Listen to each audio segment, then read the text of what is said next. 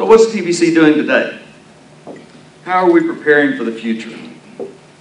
Those who sought control of the BGCT 20 years ago, they're now the Southern Baptist of Texas Convention, and they're now after your church. I used the word relentless to characterize the efforts of David Curry and TBC. Well, these SBTC folks are just as relentless today. They are out to steal churches from the BGCT, and they've gotten pretty good at it.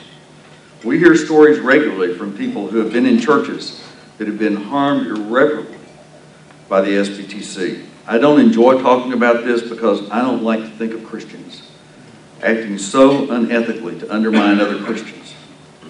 I wish it weren't so, but it's reality. Joining a church with the full intent of turning that church into something entirely different than it is. Having pastoral candidates pretend to be servant-type pastors during interviews with search committees, then once they're called as pastor, firing any staff member who doesn't agree with them theologically and promise to follow their agenda. Dictators in servant clothing. What has followed in many cases we've heard about is division, as church members ultimately discover they were deceived. Dissension and division result. A church splits. Friendships are broken. Fellowship is broken. It takes years to recover if they ever do, and most of them don't. So this isn't just some preacher fight or political squabble. It's about the heart and soul of every local church. It's about people. When we at TBC help pastor search committees get reliable information on pastoral candidates, we're not playing one side of a political fence. We're not trying to win a battle. We're working to help churches stay free and healthy. We're working to help them avoid missteps that can cost them their witness as a church, that can cost them long-time friendships, that can cost them in a moment trust relationships that they have built over a number of years. The work of Texas Baptist Committee is not about politics. It's about ministry. Churches have begun to realize that TBC is available and can help them. I've received emails and phone calls from several search committees during the past year requesting TBC's help. We've been able to help them with send them resumes. We've been able to get information on candidates that they're considering. A couple of years ago, we established the TBC Advisory Network of clergy and laity around the state who keep us informed of churches that are pastorless and respond to my requests for information about pastoral candidates, as well as provide me with good resumes of good pastoral candidates. I've been able to share much of that information and resumes with search committees. So the TBC Advisory Network is having an impact. We actually helped last year. We had a request for a youth minister. The church was looking for a youth minister, and I sent out the call to the Advisory Network. And I need to say right here, the one person in that Advisory Network who's been most responsive to send me names and so forth when I sent out the call is our new BGCT president, Kathy Hillman. And Kathy sent me the name of a candidate for youth minister. That church wound up calling that young man as youth minister a few months later. So we're having an impact.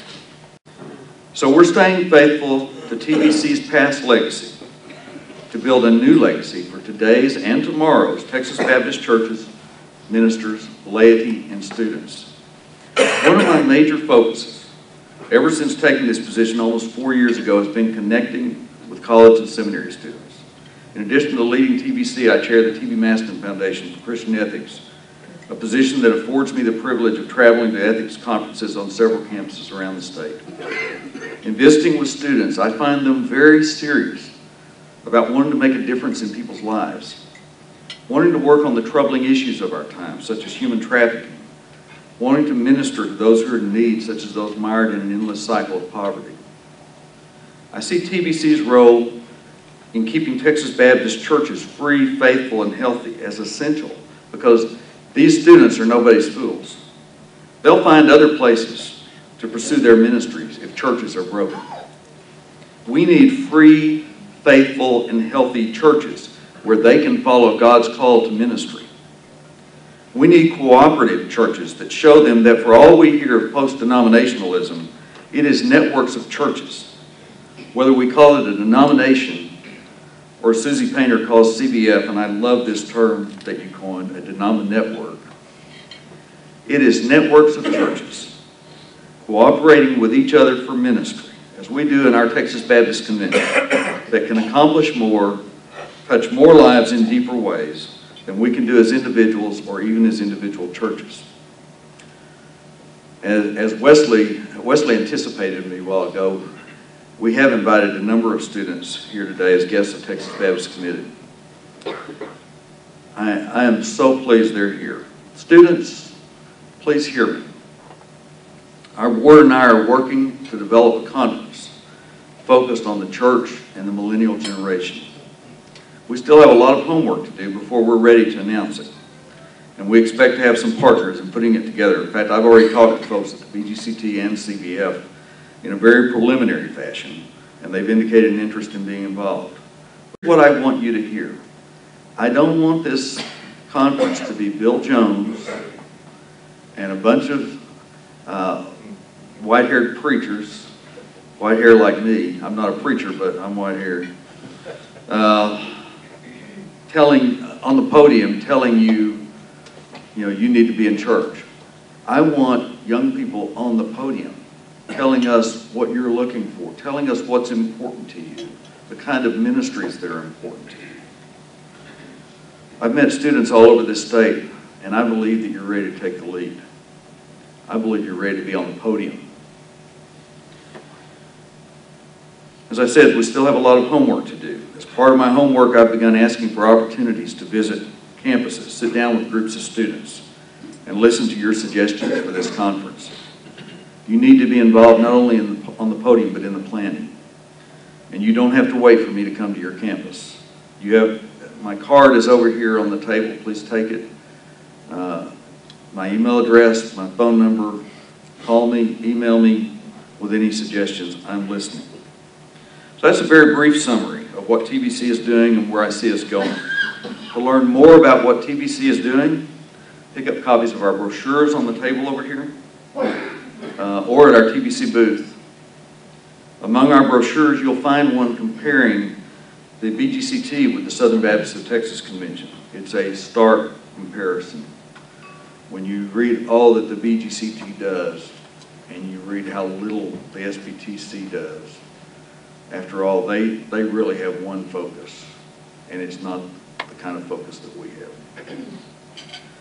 Several churches have contacted me asking me for 10, 15, even 50 copies of this brochure for their search committee or for their Sunday school classes. Just call me or email me and let me know how many you need.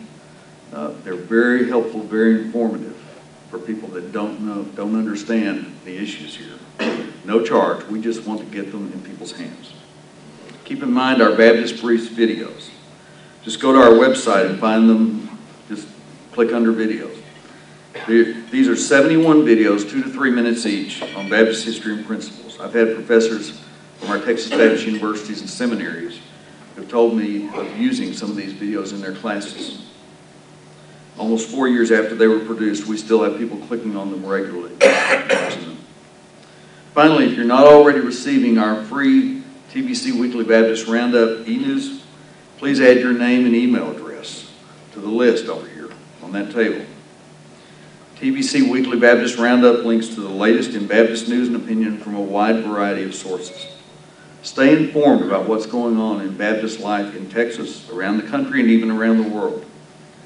Over 900 people are now opening the Roundup every week, not just in Texas, but across the country, especially the South and Midwest. Susie told me recently of people coming into her staff meeting saying, did you read this in the Roundup today? Things like that. And I hear that every conference I go to.